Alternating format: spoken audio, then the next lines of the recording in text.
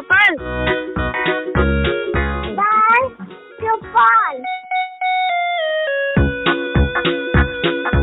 सहकार radio पर ढेर सारी मस्ती और जानकारियाँ।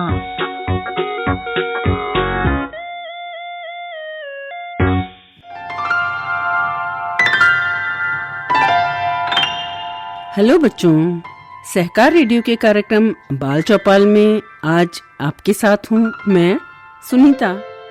आज मैं आपको सुनाऊंगी एक चीते की कहानी जो वियतनाम की लोक कथा है।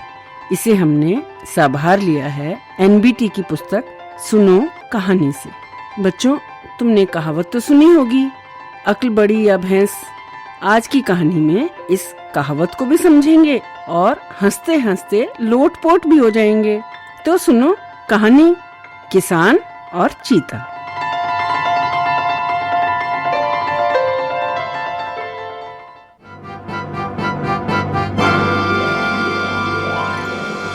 बहुत पहले की बात है, जंगल में एक बहुत बड़ा चीता रहता था जो जंगल के जानवरों का राजा था। उसकी काली खाल, लपटों जैसी आंखें और चाकू जैसे तेज दांत जंगल का आतंक थे, क्योंकि इनसे वो कई जानवरों को मार डालता था और खा लेता था। एक दिन पूरे हिरण का नाश्ता करने के बाद चीता घूमने निकला। उसे देखकर बहुत अच्छा लगा कि सारे जानवर उसे देखते ही भाग खड़े होते हैं। पर फिर उसने कुछ देखा जो उसकी समझ से बाहर था। पहाड़ की तलहटी के पास एक खेत में एक भैंसा बड़ी शांति से लगातार हल खींचे जा रहा था और उसके पीछे पीछे एक किसान चल रहा था जो लगातार उस पर चिल्लाए जा रहा था और एक बेंत से उसे पीटता जा रहा था। चीते को बहुत आश्चर्य हुआ, क्योंकि उसके राज्य में उसके साथ इस तरह का बर्ताव करने की किसी की हिम्मत नहीं थी। जब तक किसान और भैंसा काम करते रहे, चीता बैठकर देखता रहा और इंतजार करता रहा।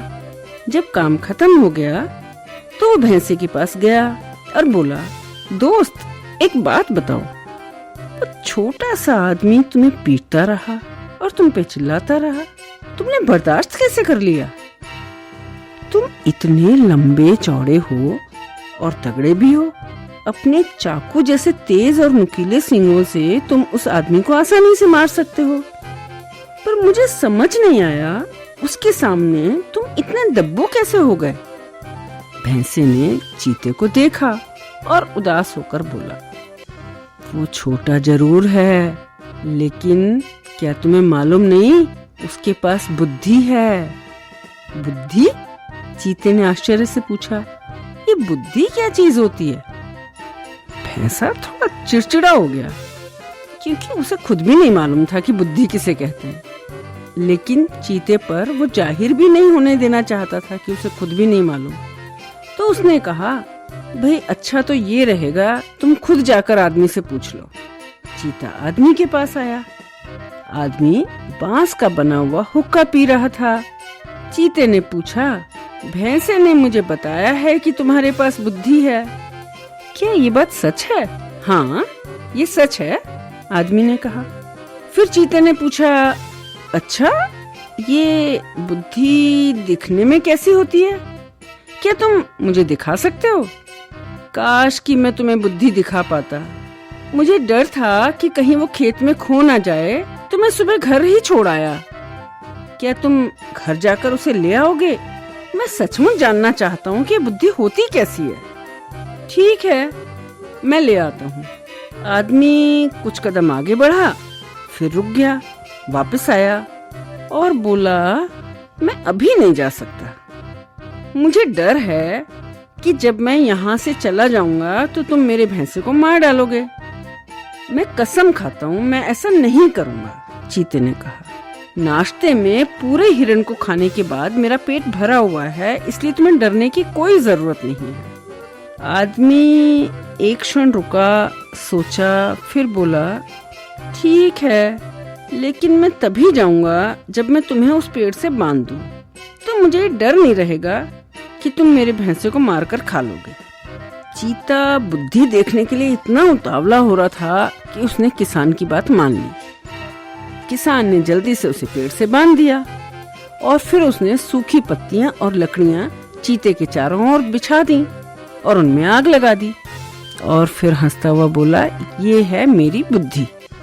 लपटें ऊंची और तेज होती जा रही थीं। चीता हिल भी नहीं पा रहा था। आग में जलता हुआ चीता इतना दयनीय लग रहा था कि भैंसे को उस पर हंसी आ गई। खूब हंसा, इतना हंसा कि लड़खड़ाकर एक चट्टान पे गिर गया और उसके ऊपर के जबड़े के दांत भी टूट गए।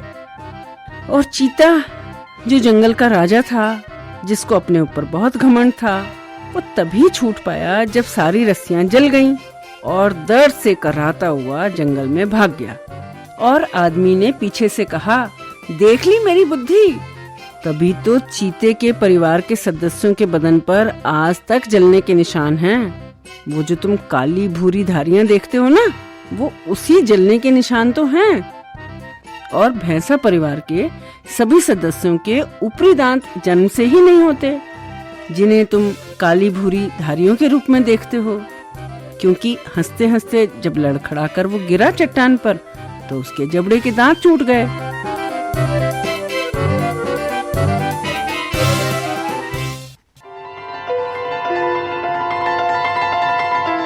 तो बच्चों, ये थी कहानी किसान और चीता। आप सुन रहे थे सहकार रेडियो का कार्यक्रम बाल चौपाल। आपको ये कहानी कैसी लगी कमेंट बॉक्स में लिखकर हमें जरूर बताइएगा। अगर आप ये कार्यक्रम पहली बार सुन रहे हैं और हमसे जुड़ना चाहते हैं तो व्हाट्सएप ग्रुप से जुड़ने के लिए 9617226783 पर नाम और जिला लिखकर भेजें। फेसबुक से जुड़ने के लिए पेज लाइक करें या फिर अगर आप हमसे यूट्यूब पर जुड़ना चाहते हैं तो हमारा चैनल सब्सक्राइब करें। अधिक जानकारी के लिए हमारी वेबसाइट सहकाररेडियो.com देखें।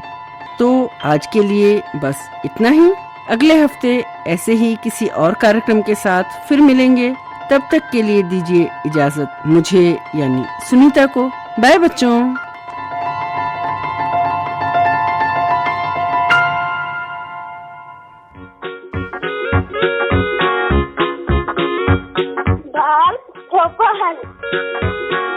बाल चौपाल। सहकार रेडियो पर ढेर सारी मस्ती और जानकारियाँ।